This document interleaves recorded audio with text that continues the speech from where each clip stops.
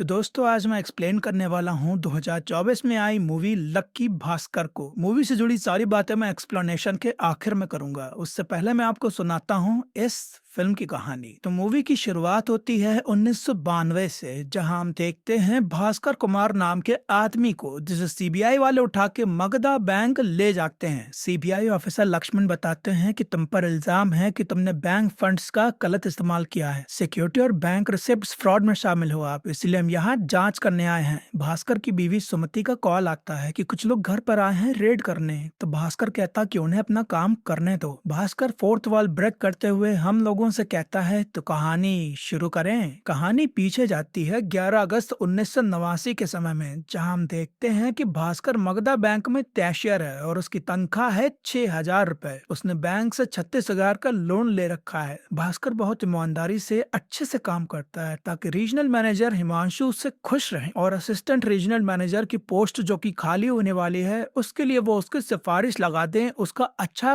काम देख के। वॉल्ट मैनेजर नारायण का हमेशा का था कि आते लेट थे और जाते जल्दी। भास्कर और नारायण तिजोरी से पैसे निकालते थे और रजिस्टर में एंट्री करते थे कि कितना निकाला और कितना डाला। मंथ एंड में इसी को कंप्यूटर में अपडेट कर दिया जाता था। इसकी रिपोर्ट बना के रिजर्व बैंक में भी जमा करनी होती थी। जनरल मैनेजर विनोद और असिस्टेंट जनरल मैनेजर श्रीकांत इस बैंक के मेन पिलर्स हैं। पिछले 3 सालों से भास्कर इस बैंक का बेस्ट एम्प्लॉय बनते आ रहा था और उसे भरोसा था कि उसका प्रमोशन अब की बार हो ही जाएगा। बैंक के गैराज में खड़ी थी मारुति 800, जो कि भास्कर की मन पसंदीदा कार थी। कोई उसका लोन नहीं चुका पाया तो बैंक ने इसे जब्त कर लिया। तो भास्कर की इस पर नजर थी कि कभी पैसे हुए तो इसे ले लेगा। भास्कर का जिगरी यार है सांबा, जो कि उसी बैंक में प्यून है। सुख दुख में हमेशा वो एक दूसरे का साथ देते हैं। भास्कर का एक साइड बिजनेस भी था। हर रोज सैकड़ों लोग बैंक आते थे, जिनमें से कुछ लोगों को बैंक का कामकाज नहीं आता था, जैसे चेक फॉर्म भरना, विड्रॉल फॉर्म भरना या खाता खुलवाना। तो वो भास्कर करके देता था पैसों के बदले। एक दिन एंथोनी नाम का एक आदमी आता है जिसे 2 लाख का लोन चाहिए था, लेकिन कोलैटरल के लिए इसके पास कुछ नहीं था। तो भास्कर कहता कि फिर आपको लोन नहीं मिल सकता। भास्कर की कॉलोनी में बहुत लोग उसका इंतजार करते थे, इसलिए नहीं कि वो सबका चहेता है, बल्कि इसलिए क्योंकि सबसे उधारी ले रखी है इसने। पटेल भाई की सबसे ज्यादा उधारी थी, पूरे 10,000 रुपए। तो भास्कर गलती से भी उनके सामने नहीं आता था। भास्कर का एक छोटा भाई है जो कि इंजीनियरिंग की पढ़ाई कर रहा है। छोटी बहन है जो बस टाइम पास करती है, और माँ बचपन में ही गुजर गई। पिताजी हैं जो कि एक जमाने में बॉम्बे के मशहूर चार्टर्ड अकाउंटेंट थे, पर अब कुछ नहीं करते। 10 साल पहले दोस्तों के साथ एक बिजनेस किया तो उसमें इन्हें धोखा मिला। तब से पैरालाइज्ड हैं और धोखे से उभर ना पाने के कारण उन्होंने बात करना ही बंद कर दिया। भास्कर का प्रेम विवाह हुआ था। सुमति अमीर थी और भास्कर गरीब। तो सुमति के घर वाले शादी के सख्त खिलाफ थे, पर तब भी सुमति ने भास्कर से ही शादी करी, और अब उनका एक बच्चा भी है, कार्तिक। कार्तिक की कजन अनुज की बर्थडे पार्टी थी, तो सुमति उसे टी शर्ट पहनने बोलती है, तो कार्तिक मुंह बना लेता है कि हर पार्टी में मैं यही पहन के जाता हूँ। सुमति भास्कर से कहती कि उसके लिए गिफ्ट ले जाना होगा। पैसे थे नहीं, तो सुमति कार्तिक का ये खिलौना गिफ्ट के तौर पर अनुज को दे देती है। सुमति के साइड का परिवार भास्कर के परिवार के साथ अच्छे से बर्ताव नहीं करता था। वो जताते थे कि हाँ तुम लोग गरीब हो, जो कि सुमति को फील होता था हमेशा,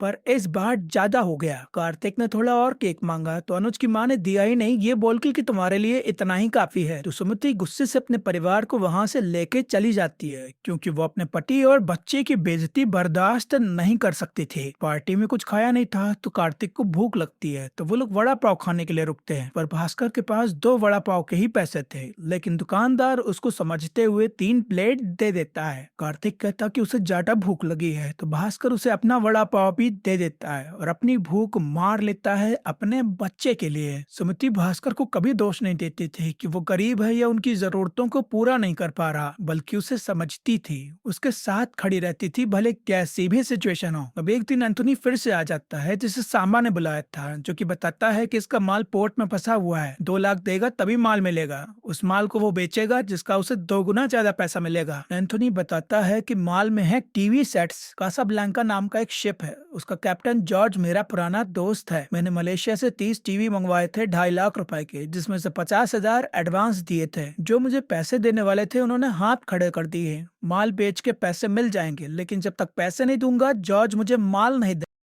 जॉर्ज मुझे माल नहीं देगा, अगर पैसे नहीं लौटाए तो वो माल की नीलामी कर देगा। भास्कर को उसकी बातों में कोई इंटरेस्ट नहीं आ रहा था उस समय, तो वो उसे कैसे भी बहाना दे के भगा देता है। एक दिन पटेल भाई एंथोनी को धर लेता है कि चल मेरे पैसे निकाल। भास्कर के पास पैसे थे नहीं, तो पहले तो वो भरी भीड़ में उसकी खूब बेइज्जती करता है और फिर उसका स्कूटर लेके चला जाता है। पैसे थे नहीं तो वो दौड़ते भागते बैंक पहुंचता है, तो देखता है कि सुधीर नाम के आदमी को असिस्टेंट रीजनल मैनेजर बना दिया गया है। सबको उम्मीद थी कि भास्कर बनेगा, भास्कर को भी उम्मीद थी, पर ये देख उसका दिल टूट गया। हिमांशु आकर कहता कि मैंने सिफारिश लगाने की कोशिश की, पर फैसला जनरल मैनेजर विनोद का था। साम्या को हिमांशु के ऑफिस से सिफारिश लेटर मिलता है जिसमें सुधीर का नाम था, भास्कर का था ही नहीं, यानी कि हिमांशु उसे गोला दे रहा था। सामा कहता दोनों बंगाली हैं, एक ही जात के हैं, तो इसलिए हिमांशु ने उसका नाम दिया। भास्कर गुस्से से हिमांशु के पास जाकर कहता कि मुझ में क्या कमी रहती थी, या मेरा कौन सा काम अच्छा नहीं लगा, या दोनों एक ही जगह से हैं इसलिए उसका नाम दिया। हिमांशु भी गुस्सा जाते हैं, ये क्या बोल रहे हो, वो तुमसे ज्यादा बेहतर है, ज्यादा बेहतर काम किया है, तुम्हारी तरह वो साइड बिजनेस नहीं करता है जो कि गैर कानूनी है। बताऊं जाके जी हमको इस बारे में। भास्कर डर जाता है कि कहीं उसकी नौकरी न चली जाए, जो कि अभी वो अफोर्ड नहीं कर सकता था, तो वहां जोड़ के माफी मांगने लगता है कि गुस्से में सब बोल दिया सर। उसकी आंखों से आंसू बहने लगते हैं, तो हिमांशु रुक जाता है। जो कुछ भी हुआ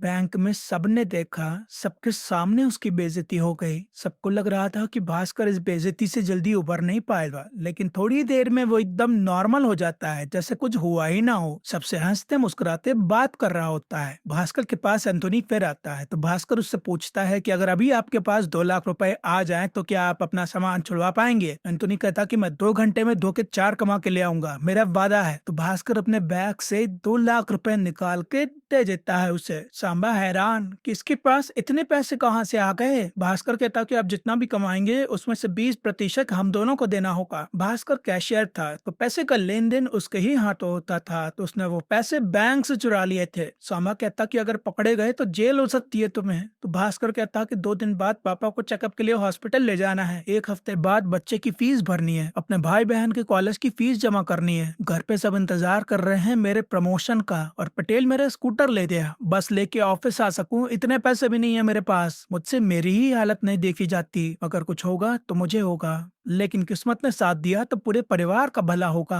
भास्कर को और जानकारी चाहिए थी, तो एंथोनी बताता है कि इलेक्ट्रॉनिक आइटम्स की भारत में काफी मांग है। अगर ब्रांडेड टीवी एमआरपी पे खरीदने जाओ तो 35 से 40 हजार रुपए तक की कीमत होती है। वही टीवी मलेशिया या सिंगापुर जैसे देशों में 12 हजार में मिलते हैं। हमारी सरकार खूब सारे टैक्सेस लगाती है, इसलिए महंगे बिकते हैं। यहाँ स्पेयर पार्ट्स पर कोई टैक्स नहीं लगता, तो इन टीवीज को स्पेयर पार्ट्स बताकर पोर्ट पर जान पहचान हो तो बाहर निकाल सकते हैं। भास्कर घर पे ही रुक जाता है और सांबा और एंथोनी चले जाते हैं सारा काम करने। इंतजार करते करते उन्होंने जो आने का समय दिया था वो भी बीत जाता है, तो भास्कर के मन में नकारात्मक ख्याल आने लगते हैं कि कहीं पैसे लेके ये भाग तो नहीं गए। लेकिन देर से ही सही, पर वो आ जाते हैं, और जैसा एंथोनी ने बोला था वैसा ही होता है। एंथोनी को मुनाफा हुआ, तो जो 2 लाख दिए थे वो और उनका जो शेयर बनता था वो भास्कर को दे देता है। सांबा को लग रहा था कि किस्मत अच्छी थी कि एंथोनी सही टाइम पे आ गया, पर असल में भास्कर ने ही उसे बुलाया था, मतलब सारा प्लान उसने पहले से ही कर लिया था। भास्कर सबसे पहले पटेल भाई के पास जाता है और उनकी उधारी चुका के अपना स्कूटर वापस ले लेता है। रजिस्टर में एंट्री होती थी, तो भास्कर ने 2 लाख लेके उतने पैसे कम लेके, और आज जब रखे तो 2 लाख बढ़ाकर एंट्री कर दी, तो हिसाब बराबर हो गया। उसने जो दांव खेला, जो रिस्क लिया, वो रिस्क लेना उसके लिए सफल साबित हुआ। भास्कर, सांबा और एंथोनी तीनों पार्टनर बन जाते हैं, और अब भास्कर यही करना शुरू कर देता है, और धीरे धीरे करते हुए उसकी जेब पैसों से भरना शुरू हो जाती है। जो लोन बचा था भास्कर वो भी चुका देता है, और जो सबकी उधारी थी वो भी। और सुमति परेशान कि पैसे आ कहाँ से रहे हैं इसके पास। घर में नया नया सामान ले आता है, जैसे टीवी, फ्रिज, सोफा वगैरह वगैरह। पैसा आया तो नशा भी करने लग गया भास्कर, तो रात रात भर वो बाहर ही रहता था। तो सुमति उससे खफा खफा सी रहती थी, क्या कि चल क्या रहा है, क्या कर रहा है ये, और रहता कहाँ है वो रात भर। भास्कर सुमति को बताता है कि वाइंतुनी के साथ मिलके इम्पोर्ट एक्सपोर्ट का बिजनेस कर रहा है, तो उसी की कमाई है सारी। और घबराओ नहीं, मेरा किसी के साथ चक्कर नहीं चल रहा है। गरीबी के कारण उन्होंने कभी कार्तिक का जन्मदिन नहीं मनाया अच्छे से, पर इस बार वो लोग एकदम बढ़िया पार्टी रखते हैं, जिसे देख रिश्तेदार जले कटे जा रहे थे। एंथोनी बताता है कि मेरे बेटे को अमेरिका में नौकरी मिल गई है और वो मुझे भी बुला रहा है। लेकिन मैं इस तरह जाकर उस पर बोझ नहीं बनना चाहता। इस शनिवार दुबई की एक शिप से 3 इंपोर्टेड कार्स आ रही हैं। हमारे पास 10 लाख रुपए हों तो 2 के 4 नहीं, 2 के 6 हो सकते हैं, लेकिन इस बार हम उसके 3 हिस्से करेंगे और ये मेरी आखिरी डील होगी। 10 लाख रुपए बैंक से निकालना नामुमकिन सा था और भास्कर ज्यादा रिस्क नहीं लेना चाहता था। पार्टी इतनी ज्यादा शानदार हुई कि कार्तिक रोते हुए अपने पिता को शुक्रिया कहता है कि पहले मुझसे कोई बात नहीं करता था, पर आज आपकी वजह से मेरे दोस्त मुझे भाव दे रहे थे, मुझे पूछ रहे थे। शुक्रिया पापा। भास्कर जोश में आ जाता है कि वो अपने बच्चे की ये खुशी कभी नहीं जाने देगा और उसके लिए चाहिए होंगे पैसे, तो वो रिस्क लेने के लिए खुद को मना लेता है और किसी तरह बैंक से 10 लाख रुपए निकाल लाता है। पैसे देके वो लोग कार ले लेते हैं, लेकिन दिक्कत ये हो जाती है कि जिससे डील होने वाली थी उसे पुलिस पकड़ के लेके चले गई थी। एंथोनी दूसरे डीलर से बात करता है जो कि गोवा में था, तो बड़ा टास्क ये बन जाता है कि वहां तक गाड़ी पहुंचाएं कैसे। वो लोग फर्जी सरकारी नंबर प्लेट लगाते हैं ताकि रास्ते में चेकिंग हो तो कोई रोके ना, और चल देते हैं गोवा की ओर। रास्ते में चेकिंग मिलती है तो गाड़ी रोकी जाती है, तो एंथोनी और भास्कर की गाड़ी तो पार हो जाती है, लेकिन सांबा को रोक लेते हैं। सांबा की कार में बैठे थे नेताजी जो कि बाहर निकल के आते हैं। भास्कर जानता था कि गड़बड़ी हो सकती है, तो उसने 3 भिखारी पकड़े और उन्हें नेता बना के बैठा दिया ताकि वीआईपी समझ के पुलिस कुछ बोले ना। लेकिन भिखारी इतनी ओवर एक्टिंग कर रहे थे कि पुलिस को शक हो रहा था। तो भास्कर अपना दूसरा पत्ता खोलता है। उसकी गाड़ी से निकलती है खूबसूरती से लबालब भरी हुई एक महिला जो कि अपनी अदाओं से पुलिस वालों को रिझाते हुए उन्हें जाने देने के लिए मना लेती है, और ये वाला आइडिया काम कर जाता है। डील हो जाती है और काफी बड़ा मुनाफा होता है। तो भास्कर भिखारी और लड़की को भी हिस्सा देता है क्योंकि वो जानता था कि गरीबी क्या होती है। एंथोनी अपने बेटे के पास जा रहा था, तो वो कहता कि इन पैसों से वो वहाँ पर एक छोटा सा होटल खोलेगा। जब भी जरूरत पड़े मुझे बस एक फोन कर देना, मुझे भूलना मत सर जी। सब काम तो हो गया, लेकिन अब सबसे बड़ा काम था 10 लाख रुपए वापस बैंक में रखना। भास्कर बैंक जाता है तो देखता है कि पुलिस आई हुई है। अंदर जाते ही कलीग कहते कि बहुत बड़ा स्कैम हुआ है यहाँ। ये सुनकर भास्कर का गला सूख जाता है कि कहीं उसकी धांधली सबको पता तो नहीं चल गई। पता चलता है कि हिमांशु सर और सुधीर बैंक से लोन अप्रूव करवाते थे और बदले में क्लाइंट से कमीशन ले रहे थे, तो पुलिस उन्हें पकड़ के लेके चली गई। मतलब सामान्य जो कहा था सही था, सेम शहर का था, इसलिए उसका प्रमोशन कराया ताकि ये सब कर सके हिमांशु। भास्कर और नारायण जाते हैं तिजोरी से पैसे निकालने, तो नारायण पूछते हैं कि 40 निकाले हैं ना, तो भास्कर कहता कि 50 निकाले। तो नारायण थोड़ा सोचते हैं, फिर 50 ही लिख देते हैं एंट्री में। निकाले 40 ही थे, लेकिन 10 लाख सेटल करने थे, तो भास्कर ने 50 बोला। भास्कर सूटकेस में पैसा लेके आया था और उसे छूता ही है कि तभी जीएम विनोद आ जाता है पूछने कि इस सूटकेस में क्या है, खोलो इसे। भास्कर समझाता है कि मैं बाहर गया था, सीधा वहीं से आ गया, तो कपड़े हैं सिर्फ। पर विनोद सुनता नहीं और बोलता है खोलो इसे, और नारायण से कहता कि बॉक्स में पैसे गिनो कितने हैं। भास्कर डरते डरते सूटकेस खोलता है, लेकिन उसमें पैसे नहीं थे और बॉक्स में पूरे 50 लाख मिलते हैं। हमें बताया जाता है कि भास्कर ने दिमाग लगाते हुए पहले ही पैसे रख दिए थे, तो वो बाल बाल बचा आज पकड़े जाने से। भास्कर सोचता है कि ये हमारे लिए सिग्नल था कि अब रुक जाना चाहिए वरना हम फंस सकते हैं। तो सांबा कहता कि तुम रुको, मैं नहीं रुकूंगा। सांबा ने नौकरी से इस्तीफा देके पोर्ट के ट्रेडर के साथ डील करके अपना व्यापार शुरू कर दिया। भास्कर के पास जो जिम्मेदारियां थी उनके हिसाब से अपने पैसे अलग अलग बांट दिए, लेकिन फिर उसके भाई ने बताया कि उसे लंदन स्कूल ऑफ इकोनॉमिक्स में सीट मिल गई है, तो वहां पढ़ने जाना है। तो भास्कर ने सारे पैसे उसकी फीस भरने में लगा दिए। अब बैंक में आते हैं चेयरमैन सर, जिनको विनोद से पता चलता है कि भास्कर बहुत अच्छा एम्प्लॉय है। वो उसे प्रमोशन देते हुए असिस्टेंट जनरल मैनेजर बना देते हैं। तनख्वाह उसकी 3 गुना हो गई और उसे उसकी पसंदीदा वही लाल ऑल्टो 800 भी मिल गई बैंक की तरफ से। तो वो बहुत बहुत बहुत बहुत बहुत खुश होता है। कहानी वर्तमान में आती है जहाँ हम देखते हैं कि भास्कर का बैंक स्टेटमेंट निकाला जाता है, तो उसके में थे 100 करोड़ रुपए से भी ज्यादा पैसे। सारे ऑफिसर्स हक्का बक्का रह जाते हैं कि एक साधारण बैंक एम्प्लॉय के खाते में इतने पैसे कैसे आ गए। कहानी पीछे जाती है जहाँ हम देखते हैं कि चेयरमैन साहब भास्कर से कहते हैं कि विनोद थोड़ा बिजी है, तो कुछ महत्वपूर्ण जिम्मेदारियां आपको सौंपी जाएंगी। हर्षा मेहरा हमारा बहुत अच्छा क्लाइंट है, उसकी वजह से हमारे इस बैंक को करोड़ों का बिजनेस मिलता है, इसलिए उसका थोड़ा ख्याल रखना, वहाँ हाथ से न जाने पाए। 2 जनवरी 1991 के दिन भास्कर से मिलने ग्रो हाई कंपनी से सूरज नाम का आदमी आता है, जो कि कटारी बैंक के बीआर देते हुए कहता कि हर्षा भाई ने देने को कहा है। बीआर मतलब होता है बैंक रिसिप्ट। जिस तरह से लोगों को और कंपनीज को बैंक लोन देती है, उसी तरह बैंक बैंक को भी लोन दे सकती है। रिजर्व बैंक के रूल के हिसाब से bank to bank direct transaction नहीं कर सकते, ये सिर्फ ब्रोकर के अकाउंट से ही हो सकता है।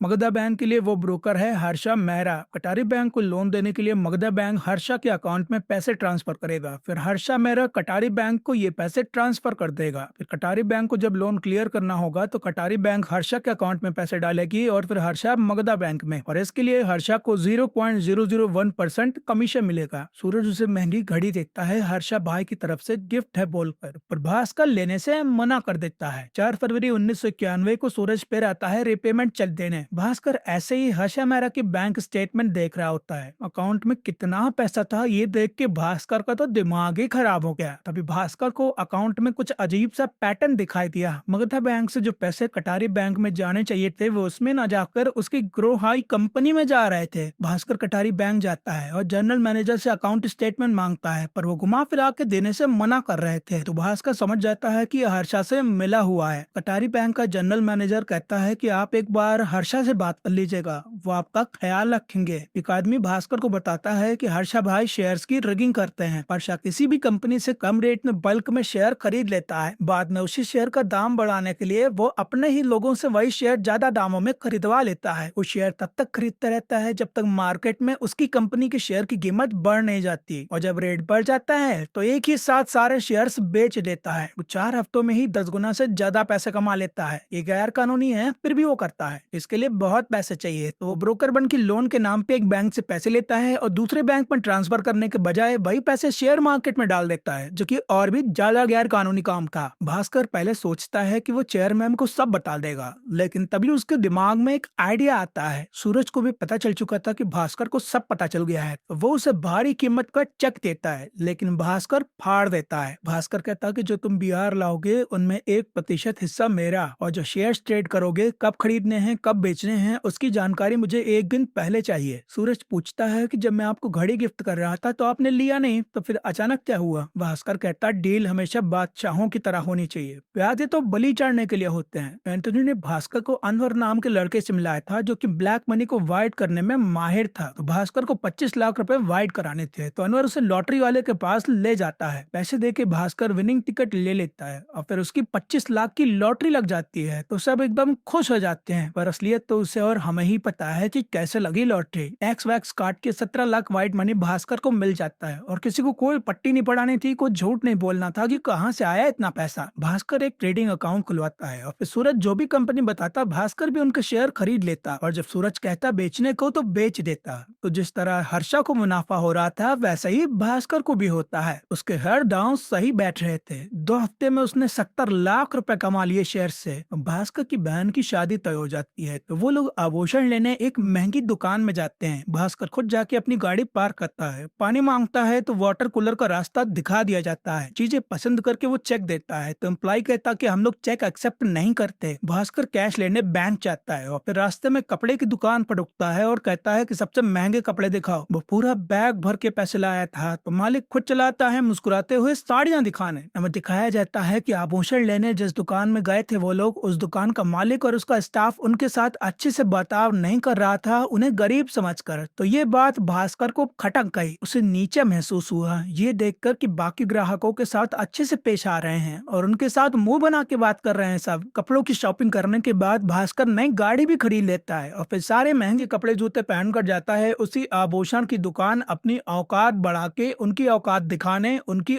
अकड़ तोड़ने। अब गाड़ी वहाँ का स्टाफ पार्किंग में लगाता है। मालिक जो कि उनको गरीब समझ रहा था वही आके हाथ जोड़ के उनका स्वागत करता है और पानी नहीं सीधा जूस मिलता है पीने को। भास्कर सब कुछ खरीद के पूरा काउंटर खाली कर देता है। उनका 3 लाख कम थे तो वो चेक भी एक्सेप्ट कर लेते हैं। फोर्थ वॉल तोड़ते हुए भास्कर हमसे कहता है कि ये है इंडिया। चीजें खरीदने के लिए पैसे दिखाना जरूरी है, लेकिन इज्जत खरीदने के लिए पैसों का रौब दिखाना जरूरी है। सूरज से जो पैसे मिल रहे थे उनको हर बार लॉटरी टिकट से वाइट नहीं कर सकते थे, वरना दिक्कत हो जाती। तो अनवर कहता कि हवाला से पैसे ब्लैक व्हाइट में हो सकते हैं। बाहर के देशों में ऐसी कई शेल कंपनियां बनाई गई हैं। इधर उनके आदमी को पैसे दो, उधर वो हमारे अकाउंट में पैसे डाल देंगे, और उसके लिए एक प्राइवेट लिमिटेड कंपनी चाहिए। भास्कर सुमिति के लिए होम फूड बिजनेस खोल देता है और अनवर को अकाउंटेंट रख देता है। वो लोग ऐसा दिखाते थे कि विदेश से ऑर्डर्स मिल रहे हैं तो अपना सामान बेच के पैसा आ रहा है, पर असल में वो ब्लैक मनी था जो व्हाइट हो रहा था। तो भास्कर ने सुमति का सपना भी पूरा कर दिया और अपना फायदा भी कर लिया। भास्कर घर की मरम्मत करवा के तो उसको भी नया बना देता है। भास्कर जहाँ रहता था वहाँ की गली बहुत पतली थी, तो उस दिवाली खड़ी होने पर ट्रैफिक हो जाता था। तो भास्कर ऐलान कर देता है कि हर दुकान को 1500 और हर घर को 750 हर महीने दूंगा, लेकिन गाड़ी यानी गाड़ी रहेगी। तो वो रोड अब वन वे बन जाती है। भास्कर के सर पर पैसों का सुरूर चढ़ना शुरू हो चुका था। घमंड आने लग जाता है उसे पैसों का। वो किसी से अब सीधे मुंह बात तक नहीं करता था। अलबिया कर मेरा रह लगा था। एक दिन भास्कर की गाड़ी के सामने पटेल भाई आ जाते हैं, तो भास्कर गाड़ी साइड इन नहीं करता, तो पटेल भाई गिर जाते हैं। तो गुस्से में वो गाड़ी में पत्थर मार देते हैं। तो भास्कर उसका स्कूटर ये तोड़ डालता है। सोची ये सब देख उससे कहते कि तुम बहुत कमंडी हो चुके हो, बहुत बदम चुके हो, बुरे इंसान बन चुके हो। भास्कर कहता है मैं बुरा नहीं, मैं बस अमीर हूँ। जिसके पास पैसा होता है उसे हर कोई बुरा समझता है। जिंदगी के हर ऐशो आराम से लेकर तुम्हारा ये बिजनेस भी सब इसी बुरे आदमी की वजह से है। तो थोड़ा तो आभार दिखाओ। अब एक दिन कटारी बैंक के जनरल मैनेजर कुछ काम से भास्कर के पास आते हैं। भास्कर कहता कि आजकल पेमेंट बहुत लेट हो रही है आशा की तरफ से। तो मैनेजर कहता कि 1-2 करोड़ की तो बात है। तो भास्कर कहता कि 1-2 करोड़ नहीं, 100 करोड़ से ज्यादा का पेमेंट बाकी है। मैनेजर चकित हो जाते हैं कि मैंने इतनी बड़ी अमाउंट की बियर कभी इशू ही नहीं की है। भास्कर कहता कि कुछ बियर 19 की है, कुछ 25 की है। तो मैनेजर कहता कि मेरी इशू की हुई हाईएस्ट बियर 9 करोड़ की है। मैनेजर बियर रिसिक्स देखता है तो कहता है कि ये बियर मेरे बैंक में इशू नहीं किए हैं और उस पर क्या साइन भी मेरा नहीं है। और शो मेरा फर्जी बियर बना के फर्जी दस्तखत करके बैंक से पैसा ले रहा था और किसी को कोई खबर ही नहीं थी। मैनेजर कहता कि आपके बैंक से 100 करोड़ उड़ाए, ना जाने बाकी बैंकों से कितने की घपलेबाजी की होगी। अगर ये बात बाहर आ गई तो मनी मार्केट, स्टॉक मार्केट सब क्रैश कर जाएगा, इकोनॉमी ध्वस्त हो जाएगी। आप और बियर अप्रूव मत करिए और उम्मीद करिए कि अर्शफ पकड़ा ना जाए, वरना हम भी चेंज आएंगे। मैनेजर साहब इतना गिर जाते हैं कि उन्हें दिल का दौरा पड़ता है और चले जाते हैं इस दुनिया को छोड़कर। भास्कर सूरज से कहता कि अब वो इस फैमिली का हिस्सेदार नहीं बनेगा। तो सूरज कहता कि स्केल में तो रिस्क रहता ही है, कहाँ परेशान मत होइए, आराम से काम करिए, जॉब तक करते आ रहे थे। भास्कर ऐसे ही परेशान था कि तभी पता चलता है कि पुलिस ने सांबा को पकड़ लिया है। सांबा ने रिस्क उठा के अपना सारा पैसा लगा दिया अपने 2 नंबर की बिजनेस में और तभी उसे धोखा मिला। वो सब डूब गया और जेल भी हो गई। भास्कर घूस दे के उसे चुलवा लेता है और उसकी हालत देख उसे समझ आता है कि क्या हाल होता है जब पैसे का लालच बढ़ जाता है। सुमित के भाई को बिजनेस में काटा हो गया था, तो वो भास्कर से मदद मांग रहा होता है। तो सुमति की माँ कहती थी तुम ही उसको बोल दो मदद कर। मैं तो सुमति कहती थी उसका पैसा है, भाई तस ले लेता। माँ उससे भड़काने लगती है, सारे पैसे उड़ा देता तुम्हारा पति, तुमको कुछ नहीं देता है। तो सुमति चिल्ला पड़ती है, पहले तो आप उसे कुछ नहीं समझते थे और अब आपको उससे मदद चाहिए। माँ कहती कि पैसे आने के बाद तुम्हारे तेवर ही बदल गए। तुझे होम फूड बिजनेस का आइडिया मैंने दिया था, मेरे आइडिया की वजह से ही आज तुम पैसे कमा पा रही हो, समझेंगी। सुमति जाती है और अपने होम फूड की दुकान तोड़ने लगती है। तो भास्कर कहता है क्यों कर रही हो ऐसा। सुमति कहती कि मैं इसलिए गुस्सा में हूँ कि माँ से बहस हुई, मुझे गुस्सा इस बात पर है कि तुम बदल गए हो, मुझे मेरा पुराना भास्कर चाहिए। तबीयत बहुत बड़ा चमत्कार होता है। पिताजी जितने सालों से चुप्पी साधे हुए थे वो बोल पड़ते हैं और भास्कर को अपने पास बुलाते हैं। पिताजी को शक हो रहा था कि भास्कर कुछ तो गड़बड़ी कर रहा है। उन्होंने होम फूड बिजनेस का अकाउंट वो समझ गए कि भास्कर ब्लैक मनी को वाइट करता है। पिताजी कहते हैं एक वक्त था जब पैसा कमाना तेरी जरूरत थी, लेकिन अब तुझे पैसों की लत लग गई है। जो गाड़ी तेज चलाता है तेजी से पैसे कमाता है, परिवार में जितना भी निकल जाए जिंदगी खींच लेगी। जीने की भी अपनी फतहत होती है। तुम जितना अच्छा फील तो इससे कोई फर्क नहीं पड़ता, पर रुकना कब है ये सबसे जरूरी है। भास्कर पिताजी की बात समझ जाता है, लेकिन सुमति सब सुन लेती है। उसको बहुत बुरा लगता है बिजनेस उसके लिए नहीं, भास्कर में अपने फायदे के लिए खोला था। भास्कर फूड बिजनेस बंद कर देता है, शेयर अकाउंट बंद कर देता है और बिहार पर साइन करके लोन इशू करना भी बंद कर देता है। विनोद भास्कर से कहते हैं कि ना शर्त ब्याज क्लियर कर दो, पर भास्कर फिर भी नहीं कर रहा होता। चेयरमैन भी कहते हैं तो भी नहीं कर रहा होता। भास्कर अपनी कुछ संपत्ति अपने जीजा और बहन के नाम कर देता है। वो सुमति के भाई को भी पैसे देता है बिजनेस चलाने के लिए और डील लगता है कि जो मुनाफा हुआ उसमें आधा हिस्सा संभावा होगा। जिनसे वो अपल के बोलने लगा था उन सबसे माफी मांगते हुए उनके लिए कुछ अच्छा करते हुए अपनी गलतियों का पश्चाताप करता है। उसने पटेल भाई की स्कूटर तोड़ दी थी गुस्से में, वो उन्हें अपने स्कूटर दे देता है। भास्कर सुमति से माफी मांगते हुए कहता कि मैं बन जाऊंगा तुम्हारा पुराना भास्कर। तो सुमति की भी नाराजगी दूर हो जाती है और विनोद भास्कर को बुलाता है। देखता है कि सूरज भी वहाँ बैठकर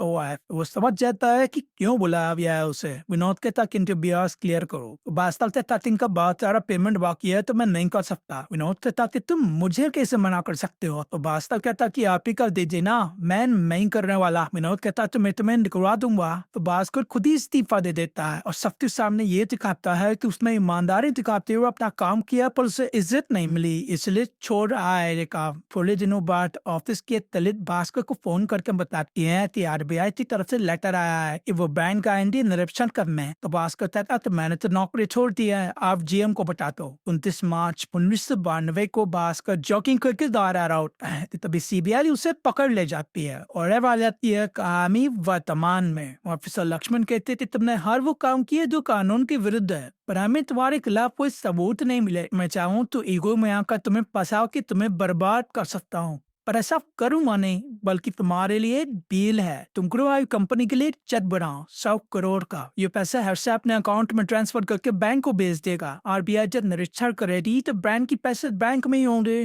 पर तुम बेफिक्र जी सकते हो। भास्कर को अब समझ में आता है ये हर्षा से मिला हुआ है और सब कुछ हो रहा है उसके पैसे हथियाने के लिए। वहाँ विनोद और चेयरमैन भी मौजूद के। भास्कर समझते आ रहा था कि वो खेल खेल रहा है, पर यहाँ तो उससे भी बड़े खिलाड़ी बैठे थे। वो तब खेल बहुत बड़ा चल रहा था। चेयरमैन कहता कि तुम्हें प्रमोट किया था सिर्फ ब्याज पर साइन करने के लिए। इन ब्याज के जरिए बैंक का पैसा शेयर मार्केट में लगाया जा रहा था कई लोगों के द्वारा। दिक्कत इसलिए शुरू हुई क्योंकि हर्षा को लालच मैंने था। शेयर खरीद करने के लिए सैकड़ों करोड़ों की जरूरत थी, इसलिए हम पे रिसेप्ट बनाने लगे। ये सिर्फ पुलिस को नहीं जल्द भी था। तुमने हमने पर प्यादा बनाया, पति पसे तो वो पसे जिसने रिसेप्ट पे साइन किया हो। दोनों को पता था भास्कर भी गपलेबाजी कर रहा है, पर कुछ बोलते नहीं थे वरना उनकी भी गपलेबाजी लुक जाती। चेयरमैन कहता थे हमें पता था कि तुमने ही आरबीआई में कंप्लेन करी थी कि मौजूदा बैंक में घपला चल रहा है। अपने 100 करोड़ रुपए देते अब तुम ही इस रात वो समेटोगे, समझे। भास्कर कुछ कर नहीं सकता था, इसलिए चुपचाप 100 करोड़ का चेक साइन कर देता है। चेयरमैन कहता थे तुम्हें बुरा नहीं लग रहा क्या।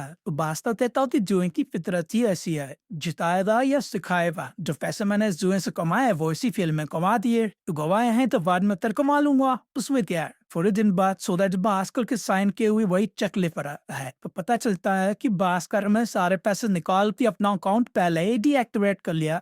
जिन्होंने देख पाया तो अकाउंट तो एक्टिव दिखा रहा है कंप्यूटर पर। तो एम्प्लॉय कहती कि वो तो पिछले महीने का अपडेट है, इस महीने का अपडेट तो मंत्री में होगा ना। इस तुम तो ई कप या बाजी में शामिल समूह लोगों को तलेजा पड़ जाता है। इस साला ये तो खेल है हमारे साथ। हमें देखने मिलता है कि भास्कर पूरे परिवार के साथ अमेरिका के लिए निकल चुका है। कुछ हफ्ते पहले जब भास्कर ने पूरे घोटाले के बारे में पिताजी को बताया तो उन्होंने ही आइडिया दिया देश छोड़ने का, लेकिन उससे पहले एक आखिरी दांव खेलना था। 1 करोड़ अमेरिका में इन्वेस्ट करने पे भास्कर को ग्रीन कार्ड मिल रहा था और उसके 5 साल बाद सिटीजनशिप, तो उसने वहीं जाने का सोचा। उसे याद आता है कि एंथोनी बाई तो वहीं पर है, तो उनसे कहता है कि आप अमेरिका में एक होटल खरीद लो मेरे नाम से। पूरा पैसा वाइट में करना था और इनकम टैक्स का एक लेटर भी लगना था। तो पिताजी की पहचान में एक आदमी था डिपार्टमेंट में, वो ये काम करा देता है। आरबीआई से फॉर्म को अप्रूवल करवाना था, तो वहाँ भी पिताजी की पहचान थी, तो ये भी हो जाता है। पिताजी की सोच वोच समझ और उनकी पहचान बहुत काम आ रही थी भास्कर को। भास्कर निकलते अपनी वारी सांबा को दे देता है। ऑफिसर लक्ष्मण भागते दौड़ते भास्कर के बाहर आते हैं, पर वो तो कब का रह चुका था और उसकी होशियारी खुद के वो बस मुस्कुरा रहते हैं। मर्डर बैंड में रेड पड़ जाती है और विनोद, लक्ष्मण और चेयरमैन तीनों को ही धर लिया जाता है गपलेबाजी करने के जुर्म में। उन्हें बताया जाता है कि हर्षा मेहरा को भी पकड़ लिया गया है। लूट कहता था जब देश छोड़ के जा ही रहा था तो तुफ्ता फिले रहता, अमित भी पछाया।